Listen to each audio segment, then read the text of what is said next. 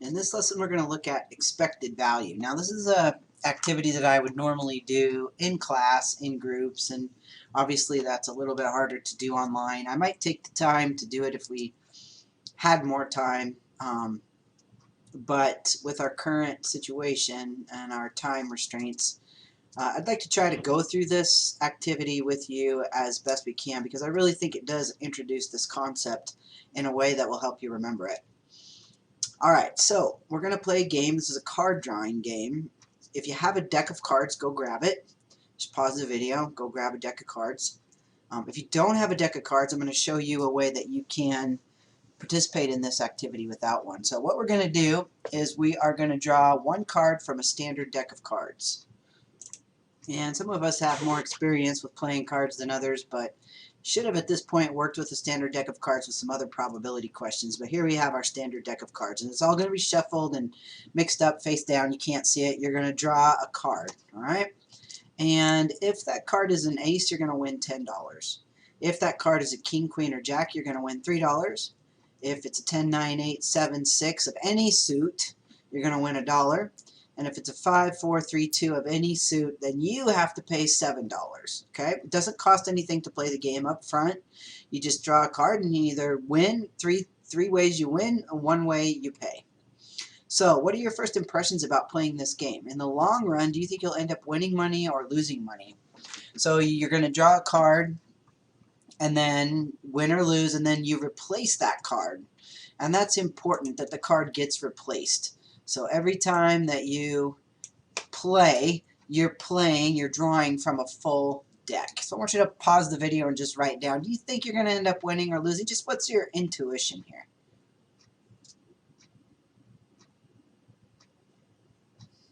Alright, so the next thing you're going to do is you're actually going to play the game. So if you have a deck of cards, you know, spread them out, whatever, shuffle them, whatever you're going to do.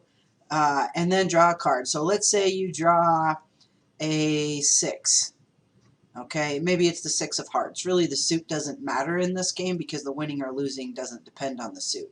So if you draw a 6, you win $1. So all I want you to do here is the result is +1. Alright, let's say the next card you draw is 2 of spades. And like I said, you don't have to write down the suit. If I draw a 2, I have to pay $7. So I'm just going to write -7. And at the end, you're going to tally it. I don't want you to tally it as you go. Okay?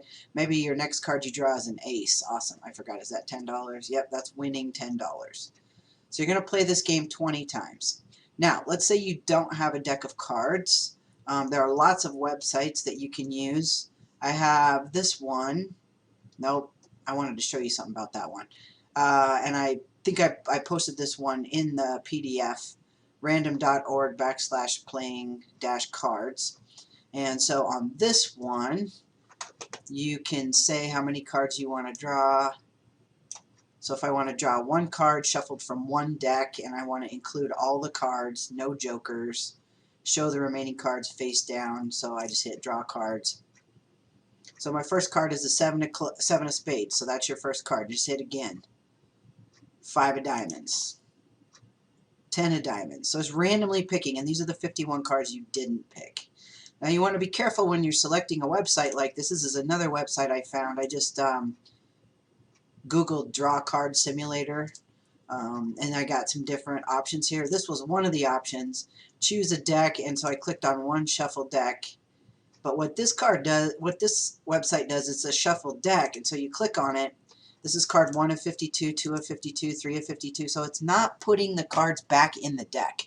It's literally like you just have a shuffled deck and you're drawing the cards off the top of the deck.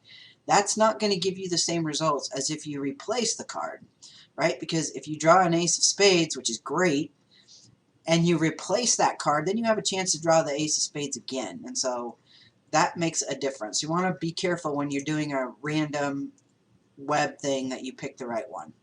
Alright, so I want you to pause the video, play out your whole entire game, and then after you get this all filled out, before you tally the results, I know you want to tally and see if you won, but before you tally the results, have the thoughts you expressed in question 1 change, like your intuition about whether you'd win or lose. Before you tally, what do you think? Do you think you won or lost? Alright, and then you're going to tally up the total amount that you won or lost, how much you won or lost on those 20 draws, and then what is the average amount won or lost per draw. Okay, so whatever your total amount that you won or lost, total winnings or how much you lost, how much you won or lost, I guess I should say won or lost, you're going to divide that by 20 draws because you're doing 20, make sure you do 20. There should be 20 spaces here. You might want to double check. So to find the average amount that you won or lost per draw, then you're going to take the total amount that you won or lost. So let's call it winnings. Now if this is a negative number, it's not winnings, it's how much you lost, but we're just going to call it winnings.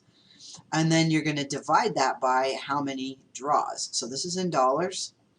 This is draws, 20 draws. So when you divide these two numbers, that's going to give you the money per draw. If it's a positive, you have a winnings per draw average, and if it's negative, you have a losing per draw. So pause the video and then just work all the way through number 4.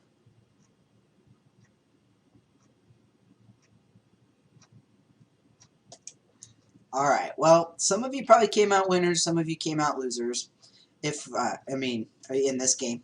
And what we would do then in class is we would get all the information from different groups and we would compile these results. So I just made up some group numbers sort of based on what's happened in the past when I've done this activity. And let's say group A, usually I put people in groups of 2 or 3 and one person draws and the other person records or something like that. And they won a total of $15 in 20 draws. And then group B lost $7, C won 8, D lost 12, E lost 10, and F won $4. Put your results right here. Whatever your total amount that you won or lost in 20 draws. Now what we want to see is what is the average winnings or losings per class. So you've got a number right here. So let's say I was in group A. Group A won $15. So if I was in group A and I won $15 over 20 draws, this group is averaging 15 divided by 20 is 0.75. So they're averaging winning 75 cents per draw. That's how that group's faring. Now, Group D lost $12. So Group D, they lost $12 over 20 draws. I think that's 0.6, because that would reduce to 6/10, which is 0.6. So they're losing 60 cents per draw. Now we're talking about an average, right? Because there's no way that you can win 75 cents a draw or lose 60 cents a draw. These are the only things that can happen per draw. But what we're really concerned about is what is happening over time, right? What is happening if I play this game 100 times, 200 times, 300 times? Because the answer to that question is going to determine whether I keep playing this game. If I think, sometimes I'm going to win, sometimes I'm going to lose. But if I'm from Group A and I think, hey, on average, I'm winning 75 cents per draw, I'm going to play this game all day and all night. I'm going to quit my job and I'm going to play this game. If I'm from Group D and I say, you know what, on average, I'm going to end up losing 60 cents per draw. If I play this game 100 times, I expect to lose, 60 cents times 100. I don't want to play. So we want to find out there's an inherent value in this game, and that's called the expected value of this game. What is the expected value of this game? And it's based on the probability that you draw an ace and how much you win, or the probability that you draw one of these cards that make you lose. Alright, so our next step here is to find the total amount won or lost for the entire class. Now I realize you're all going to have different answers, which makes my job very fun. Alright, so you're going to add up all these numbers, positives and negatives, throw your number into the mix. So for the entire class, we're going to have some number won or lost, and then the average amount won or lost per draw for the entire class is going to be the winnings, and again I'll put this in parentheses because it might end up being negative, for the entire class divided by the total number of draws. Well, each of these groups drew 20 times, right? So we've got 20 draws for each group, including yourself. So we've got 1, 2, 3, 4, 5, 6, 7 groups of 20. We've got 140 draws. So you're going to take the winnings for the whole class, whatever that number is, including your number, and you're going to divide that by 140, and that's going to tell you the average won or lost per draw for the class. So pause the video and do that. So this number that you come up with is kind of telling you what to expect over the long term. We're going to talk about something called the law of large numbers here in a minute. And the law of large numbers is basically saying if you perform a particular activity enough times, the results of that activity are going to trend towards a certain number. Like, for example, if you flip a coin, a fair coin, you expect 50% of the time you're going to get heads and 50% of the time you're going to get tails. Now, is that going to happen if I only do, say, 2 flips? If I only flip it twice, am I guaranteed to get 1 head and 1 tail? No. As a matter of fact, we can figure out the probability of that, which is a very interesting question. Maybe we should do that.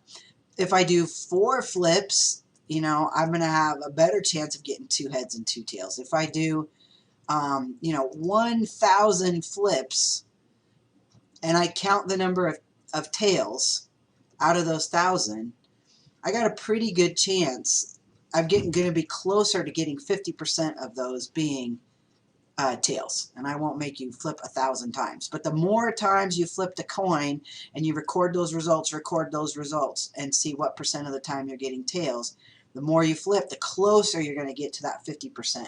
So similarly, the more times we play this game, the closer and closer we're going to get to what's called the expected value of this game.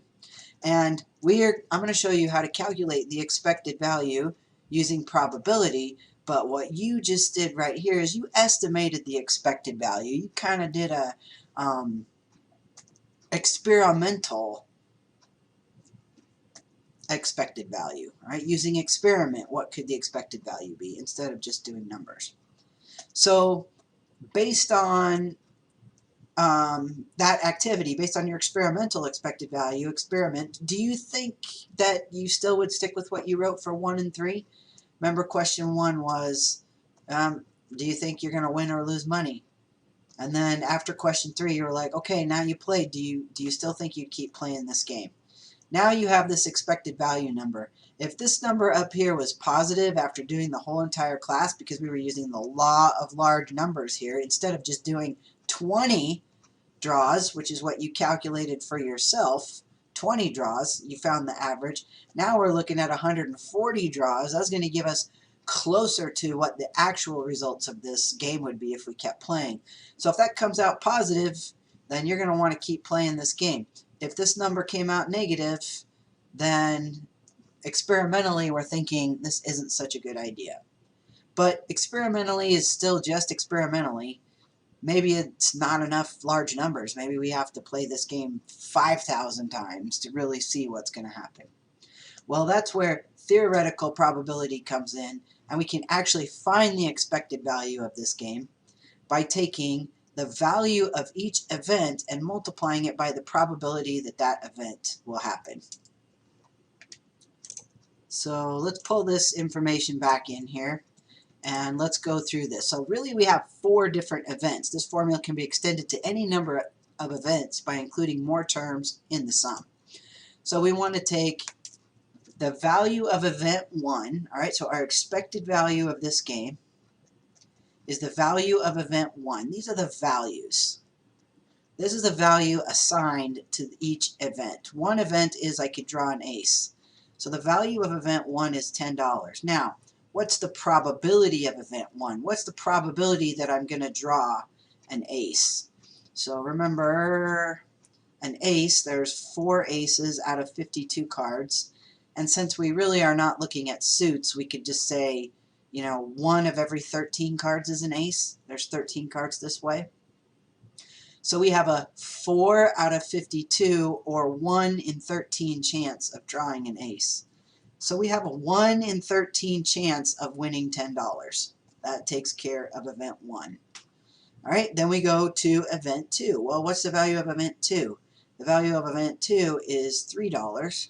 What's the probability I'm going to win $3? There's 4 kings, 4 queens, and 4 jacks. There's 12 out of 52, which reduces down to 3 out of 13. So I have a 3 in 13 probability of winning $3, and I'm going to add those together. Now, I'm out of formula here, but we have more events, so we just keep going. I have my next event could be I draw one of these cards, and the result of that would be I win $1. The probability I'm going to win $1, 1, 2, 3, 4, 5. There's 5 cards out of 13, or 20 out of 52, which would reduce down to that. Now, paying $7, I'm going to say negative $7. Ooh, I'm going to have enough space here. We did that. And there's 4 possibilities there out of 13. Okay, so now we want to put all this into our calculator and try not to round too much. So the easiest way to put this into your calculator, I think, would just be to multiply your fractions out. So this is 10/13 plus 9/13 plus 5/13 minus 28/13. You have a common denominator, so you could put those all together. Or you could go 10 divided by 13 plus 9 divided by 13 plus 5, and just keep going like that. But let's see, so we got 10 plus 9 is 19, plus 5 is 24, take away 28 is negative 4. I hope I did that right. I'll probably double check. Divided by 13, let's punch that into the calculator and see money-wise what this comes out to be. Alright, so when I did negative 4 divided by 13, if I round this to the nearest penny, I get negative about 31 cents. I got 0.3076. So the expected value of this game, if I keep playing and playing and playing and playing and playing, is over the long run, I'm going to lose 31 cents per draw. That's the expected value of this game. And you probably should have come out with something close to that. Close, right? Depends on the class. Sometimes I'll get all kinds of interesting things happening when we do it experimentally. So let's say I played this game. If I play this game 1,000 times, on average, I can expect to lose 31 cents every time I play. So I can expect to lose, let's see, I got to move the decimal 3 places. Oh, that's too much. $310 if I play this game 1,000 times. That's my expected value. Is it going to be exactly that? Of course not, because we're doing experimental probability. But where does this really help? If I'm a casino, if I'm the guy running this game, this is perfect for me. If I'm the guy that is paying out money and you're the player, I love this game. I don't care. I'll pay some winners, I'll pay some losers, but I know in the long run, if I have 1,000 customers come in and play this game 1,000 times, I'm going to end up, as the person that's facilitating the game, winning 31 cents, right? And the person that's playing is going to end up losing 31 cents. That's the house advantage. And every game like this has to have a house advantage. Some people are going to win, some people are going to lose, right? We got our winners, we got our losers, but overall, the net result is going to be losing per draw. So I want to finish up this video by just again talking about the law of large numbers. What it says is, consider an event A with a probability P of A in a single trial. The law of large numbers holds that for a large number of trials, the proportion in which event A occurs will be close to the probability of P of A. The larger the number of trials, the closer the proportion should be to P of A. This law holds as long as each trial is independent of prior trials, so that an individual trial always has the same probability. An example of that would be rolling a standard dice. with 6 sides. And we want to find, this is a little hard to read, the proportion of ones. So in this case, my event A is rolling a 1. It's always helpful to think about what your A is. That's your event. My event is I'm going to roll a 1 on a standard 6-sided dice. What's the probability that A occurs? What's the probability I roll a 1? That's 1 out of 6. So if I roll the dice 100 times, oh, let's do an easy number. Let's say I roll the dice, rolls 600 times, and I count the number of ones that I get.